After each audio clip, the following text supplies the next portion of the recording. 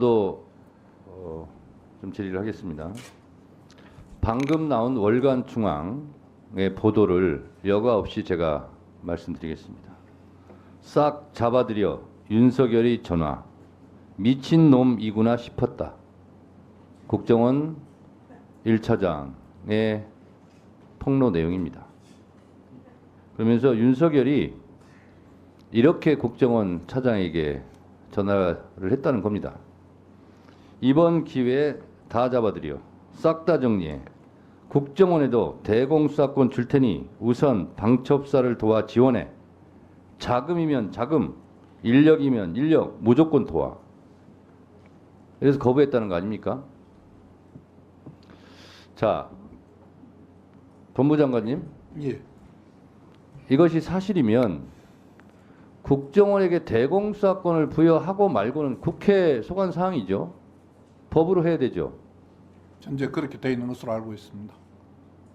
대통령이 절대 왕정시대의 왕입니까? 입법, 행정, 사법을 자기 마음대로 다 휘두를 수 있습니까?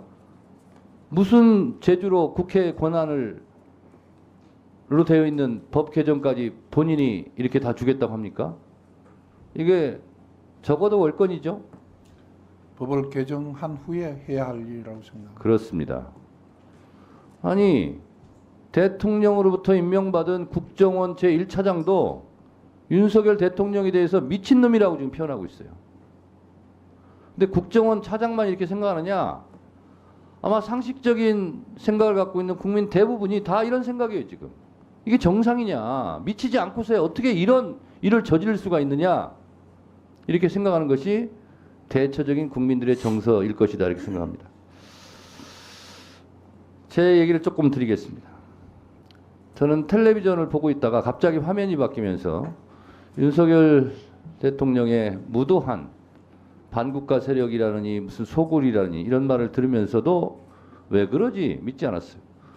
비상계엄을 선포한다는 얘기를 듣고 솔직히 살 떨렸습니다.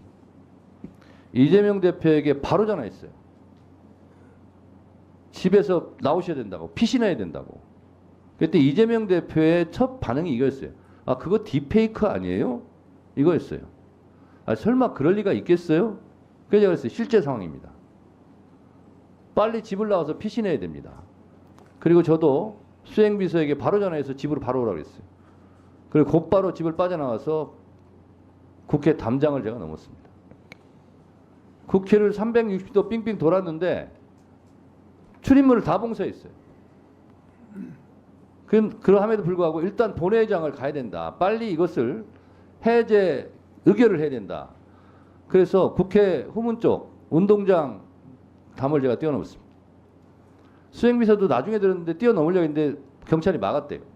그러니까 저 혼자 본청 앞까지 걸어오는데 그 길이가 굉장히 길었어요. 속으로 그런 생각했습니다. 계엄군들이 본청 정문을 에워싸고 있으면 나는 체포를 당하러 가는 건데 이렇게 가는 것이 맞나? 이런 생각이 들었습니다. 그렇지만 본청을 향해서 갈 수밖에 없었어요. 제가 비록 잡혀갈지라도 가야 된다고 생각했어요.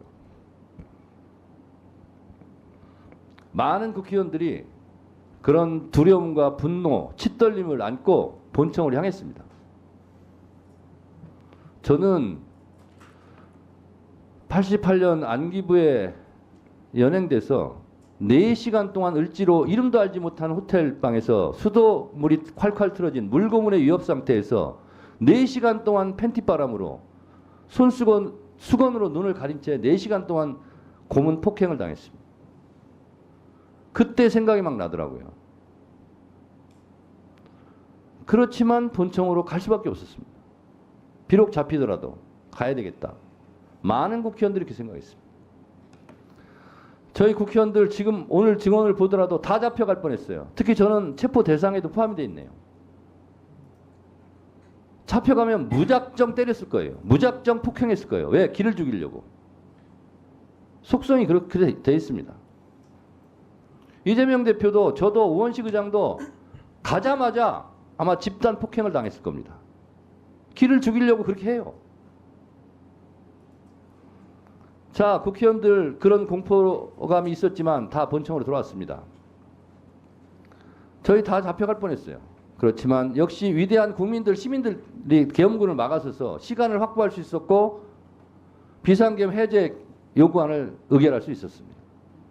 생각해보면 조선시대 임진왜란 때도 선조 왕은 도망갔지만 민중들, 조선의 백성들이 나라를 지켰고 일제강점기 때 먹물든 학식 있는 고위 관료들 다 친일파되고 나라를 팔아먹을 때 나라를 지켰던 것은 일반 백성들, 독립운동하던 분들이었고 4.19 때도 마찬가지였어요.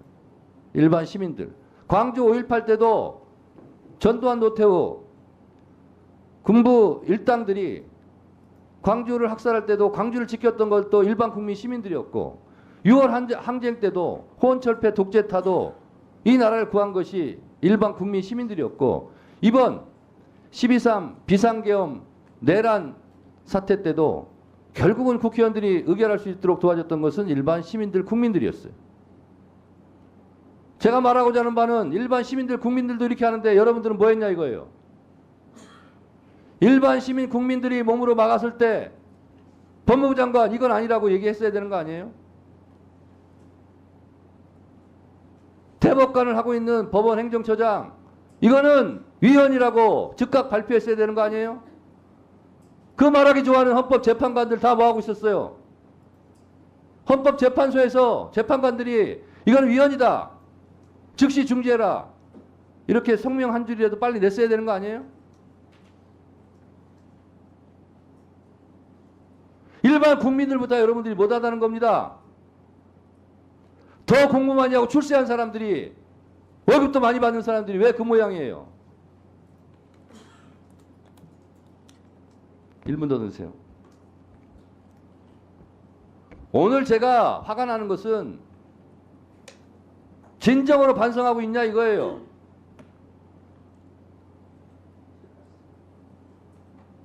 지금 특전사령관, 수방사령관 대세가 기울으니까 지금은 반성하고 있는 것처럼 뭘 폭로하고 있고 하지만 명령을 거부했냐 이거예요. 안 했잖아요. 이제 와서 말을 갈아타는 것밖에 더 됩니까?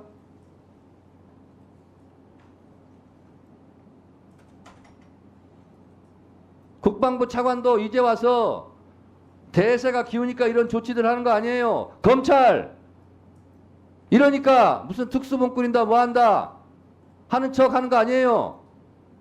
윤석열이 지금 펄펄 살아있고 힘 있으면 여러분들 이렇게 할 거예요? 안 할 거잖아요. 정말 솔직합시다. 역사와 국민들을 두려워할 줄 아는 그런 고위 관료들이 좀 되시기 바랍니다. 알겠습니다.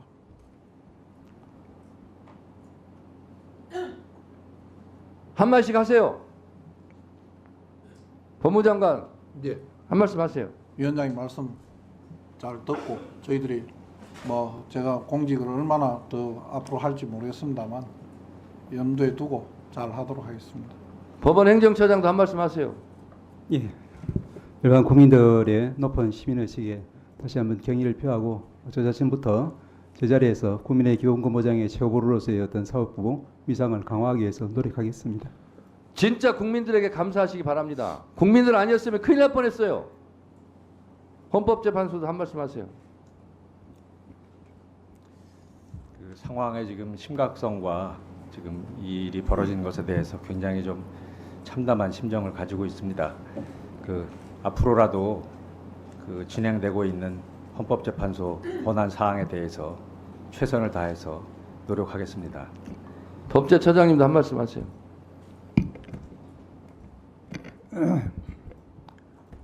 예, 그 계엄의 요건과 관련해서는 이미 국회가 다른 의견을 가지고 계엄 해제 요구를 했고 그 해제 요구에 따라서 해제가 돼서 일단은 그 부분은 정리가 되었습니다. 그 이후에 이것과 관련해서 어떤 책임을 질 것인가에 대해서는 우리 헌법이 여러 가지 절차를 마련하고 있고 그에 따라서 절차가 진행되고 있는 것을 알고 있습니다. 그 절차를 조용히 기다리면서 행정기관장으로서 공무원들이 소속 공무원들이 동의하지 않게 잘 다독이겠습니다. 예.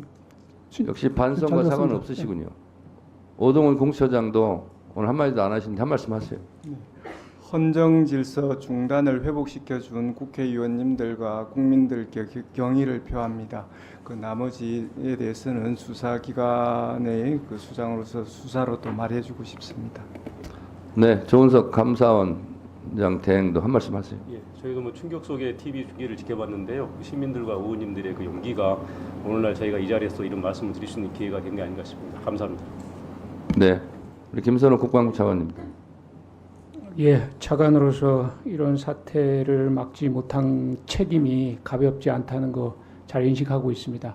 그 책임 지도록 하고 향후 지금 새로운 장관이 부임하기 전에 다시 국방부 우리 군을 가장 빨리 정상화시킬 수 있는 그 역할을 최선을 다하고 희의 책임을 지도록 하겠습니다. 네. 오늘 좀 어수선한 상태에서 법사위를 진행했는데 오늘 회의는 이것으로 좀 마칠까 합니다. 네, 박지원 의원님 한 말씀 더 하십시오. 3분 하세요.